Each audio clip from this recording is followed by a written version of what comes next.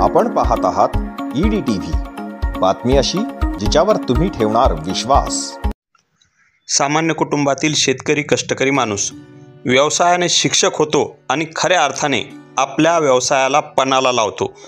फक्त शिक्षण क्षेत्रातच नाही तर अध्यात्म, व्यसनमुक्ती, सामाजिक उपक्रम अशा वेगवेगळ्या प्रकारच्या माध्यमातून जनतेला योग्य वळणावर आणि योग्य मार्ग दाखवतो तोच खरा शिक्षक।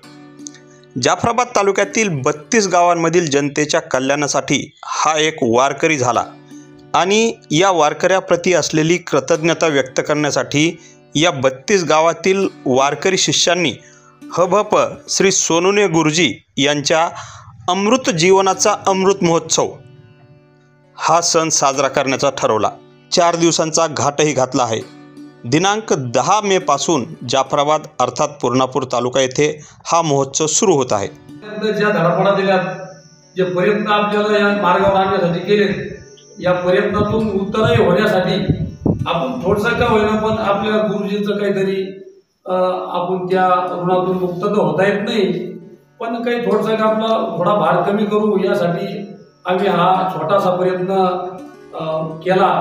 आणि तो प्रयत्न म्हणजे तालुक्याच्या ठिकाणी आमच्या गुरुवर्याचं अभिष्ट चिंतन सोहळा साजरा व्हावा हे आम्ही म्हणजे खूप अशी जवळपास 3 महिन्यापासून आमची संकल्पना चालू आहे आणि त्या प्रयत्नात आम्ही आजपर्यंत चालत आलो आहे। आणि नियोजन करत असताना आम्ही प्रत्यक्षात जवळपास एक 35 गावाचा आमचा संच आहे। या संचामध्ये प्रत्येक गावात जाऊन त्या गावात भेटीगाठी घेऊन आम्ही त्या गावच्या मंडळीला हा सगळा वृत्तांत सांगून आणि गावकऱ्यांनी सुद्धा त्या कार्यक्रमासाठी म्हणजे अन्नदानासाठी चांगला प्रतिसाद दिलेला आहे।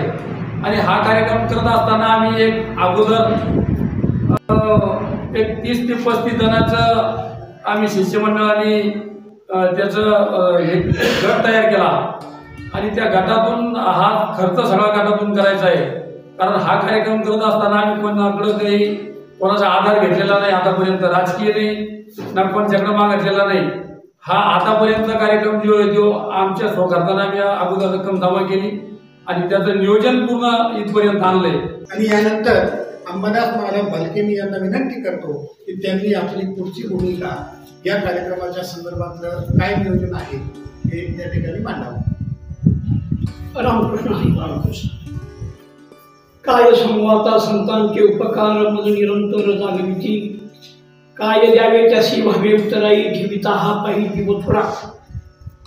आजच्या आपल्या जी काही वार्ता परिषद आहे या परिषदेच्या निमित्तानं खरं म्हणजे आमचे जे गुरुजी परमादरणीय परमपूजनीय 4 मूर्ती हरिभक्तपरायण श्री गुरु सोनुने गुरुजी वारकरी धर्मसंकीर्तन सेवा प्रतिष्ठान या संस्थेचे ते अध्यक्ष आहेत आणि त्यांच्या मार्गदर्शनाखाली आमची 4 उपक्रम चालू आहेत।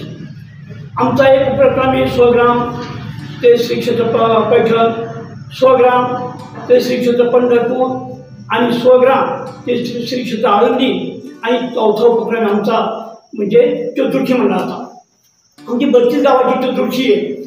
आता ह्या 4ही उपक्रमाला पैठणच्या उपक्रमाला 17 वर्ष झाले, पंढरपूरच्या उपक्रमात 13 वर्ष झाले, आळंदीच्या उपक्रमात 13 वर्ष झाले आणि चतुर्थीच्या उपक्रमाला जवळजवळ 15-16 वर्ष झाले। असे उपक्रम या 4ही उपक्रमामध्ये आतापर्यंत कोणत्याही वर्षी असं खंड नाही की हा उपक्रम बंद पाडला असेल। तुम्हाला सुद्धा अशी शंका येईल ही उपक्रम आतापर्यंत कशापर्यंत चालू आहे। त्याचं कारण असं आहे की बुद्धीबद्दल एक विश्वास निर्माण झालेला आहे। सांगणं वेगळं आणि करून दाखवणं वेगळं। त्या माध्यमातून आमचा एक चतुर्थीचा उपक्रम चालू आहे। चतुर्थीच्या उपक्रमात आमचे 32 गावं आहेत आणि हे 32 गावं आमची ज्या गावाला चतुर्थी असते त्या गावामध्ये ते सर्व त्या गावातले तरुण एका ठिकाणी येऊन सणी ते सर्व गाव त्या ठिकाणी अगदी स्वच्छ केलं जातं, गल्ल्या झाल्या जातात, त्यावर पाणी टाकलं जातं आणि 4 ते 4:30च्या सुमारास आमच्या 32 गावचे जे वारकरी महिला मंडळ आणि पुरुष मंडळ असे सर्व वारकरी 500 ते 600 या ठिकाणी जमा होतात आणि आमच्या संस्थेचा जो रथ आहे त्या ठिकाणी तो आणला जातो। रथ आणल्याच्या नंतर एक भव्य दिव्य अशा स्वरूपाची एक मिरवणूक निघते. मिरवणुकीसमोर पुढे घेणेकरी असतात, मागे टाळकरी असतात, टाळकऱ्याच्या पाठीमागं महिला मंडळ असतं आणि गावातील इतर सर्व मंडळी त्या कार्यक्रमात सहभागी असते. असा आम्हाला परिणाम दिसून आला की बऱ्याच गावामध्ये काही पक्षामध्ये असणारे मतभेद, व्यक्तिगत मतभेद, तरुणातले मतभेद असं ज्यावेळेस दिसलं त्यावेळेस संपूर्ण गाव ते एका ठिकाणी आलं आणि एका गोष्टीने येऊन त्याचं कारण हे 32 गावाचे मार्केट त्या ठिकाणी गेल्यामुळं एक आगळा वेगळा प्रभाव निर्माण झाला आणि गुरुजीचं एक आदर्श जीवन पाहूनही एक आगळा वेगळा निर्माण. कोणच त्या ठिकाणी असं म्हणणार नाही की आम्ही या कार्यक्रमामध्ये हजर होते म्हणून. असं संपूर्ण गाव त्या ठिकाणी आलं आणि त्या ठिकाणी येऊन ज्यावेळेस मिरवणूक निघते त्यावेळेस त्या रथाची त्या ठिकाणी प्रत्येक घरासमोर पूजा केली जाते, त्या घरासमोर रांगोळी असते आणि असा हा रथ त्या ठिकाणी मंडपामध्ये गेल्याच्या नंतर त्या ठिकाणी सर्वांना चहा पाणी होतो. चहा पाणी झाल्याच्या नंतर लगेच 6 ते 8 या दरम्यान कीर्तन असतं. कीर्तनाला सुरुवात झाली की गुरुजीचे एक उपक्रम असतो की पहिला उपक्रम आहे व्यसनमुक्तीच्या माध्यमातून गुरुजी प्रत्येक तरुणाला मागतात की मी आज तुमच्या समोर दान मागायला आलो, मला तुम्ही काहीतरी दान द्या, मी दान घेतल्याशिवाय जाणार नाही. अक्षरशः बरेच तरुण असं, वडीलधारी माणसं असं, महिला मंडळ असं त्या ठिकाणी तंबाखूच्या बिया हो अक्षरशः त्या ठिकाणी त्या गुरुजींच्या ठिकाणी दुपाटा झालेला असतं आणि त्या ठिकाणी ते टाकलं जातं म्हणून अक्षरशः हा एक आगळा वेगळा परिणाम असतो. म्हणजे व्यसनमुक्तीचं जीवन हे चांगल्या पद्धतीने समजावून सांगितलं जातं. गुरुजीचं नेहमी सांगणं आहे की तुम्हाला जीवनमुक्त व्हायचं असेल तर तुम्ही अगोदर व्यसनमुक्त व्हायला पाहिजे. म्हणून या 32 गावात गुरुजी प्रत्येक ठिकाणी व्यसनमुक्ती सांगतात आणि व्यसनमुक्ती सांगितल्यानंतर त्या गावाचा तपशीलवार घेतात की आपल्या गावामध्ये आता किती ठिकाणी हरिपाठ होतो, किती ठिकाणी ज्ञानेश्वरीचं पारायण होतं, किती जण असे घरे आहेत, त्या गावाचा एक आढावा घेतला जातो आणि त्याच्यामुळं प्रत्येक गावात असं एक झालं की बा आता आपली चतुर्थी झाली, दुसऱ्या वेळी चतुर्थी असतात, आपल्या गावात काही ना काही फरक पडला पाहिजे. असा एक तरुणाचा उत्साह निर्माण झाला आणि उत्साह निर्माण होऊन एक आगळा वेगळा कार्यक्रम त्या ठिकाणी होतो. गुरुजींसाठी घेत असलेल्या कार्यक्रमाला कुठेही गालबोट नाही लागलं पाहिजे, मग स्वतः जरी खस्ता खाल्ल्या तरी चालतील असं या वारकऱ्यांचं म्हणणं आहे.